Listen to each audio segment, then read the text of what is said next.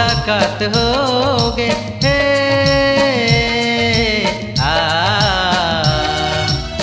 जब ले तुर सो मुलाकात होगे, धीरे धीरे माया के बरसात होगे, धीरे धीरे माया के बरसात होगे। मोरो दिल ये पहली बार बेकरार होगे। हे आ मोरो दिल ये पहली बार बेकरार होगे, धीरे धीरे माया के बरसात होगे, धीरे धीरे माया के बरसात होगे।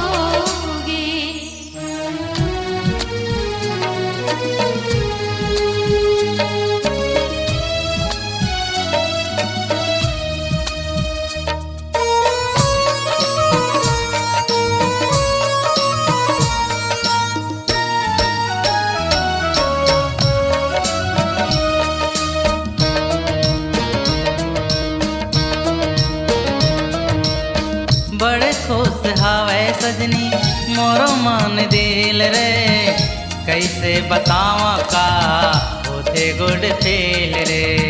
जिंदगी बदल गई राजा तोर से मिलके, कैसे बताऊं का हाल हवे दिल की। ऐसे लागे माया के शुरुआत होगे, ऐसे लागे माया के शुरुआत होगे, धीरे धीरे माया के बरसात होगे, धीरे धीरे माया के बरसात होगे। महुला ये साजन तोर से प्यार प्यार होगे, धीरे धीरे माया के बरसात होगे, धीरे धीरे माया के बरसात होगे।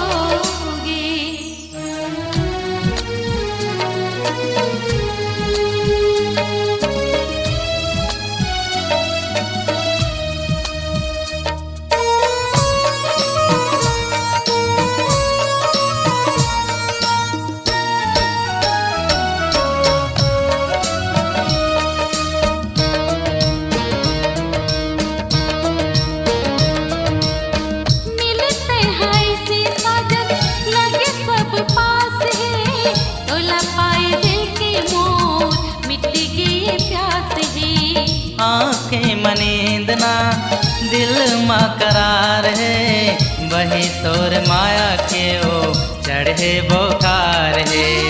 आँखिल आँखी की टकरार होगे, आँखिल आँखी की टकरार होगे, धीरे धीरे माया के बरसात होगी, धीरे धीरे माया के बरसात होगी।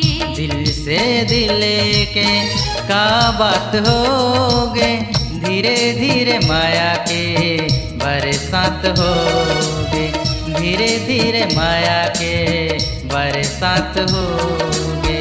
जब ले तोर सो मुलाकात होगे। आ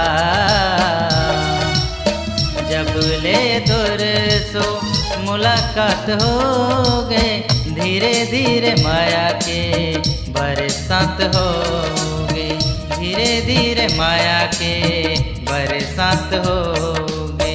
मोरो दिल ये पहली बार बेकरार होगे। हे आ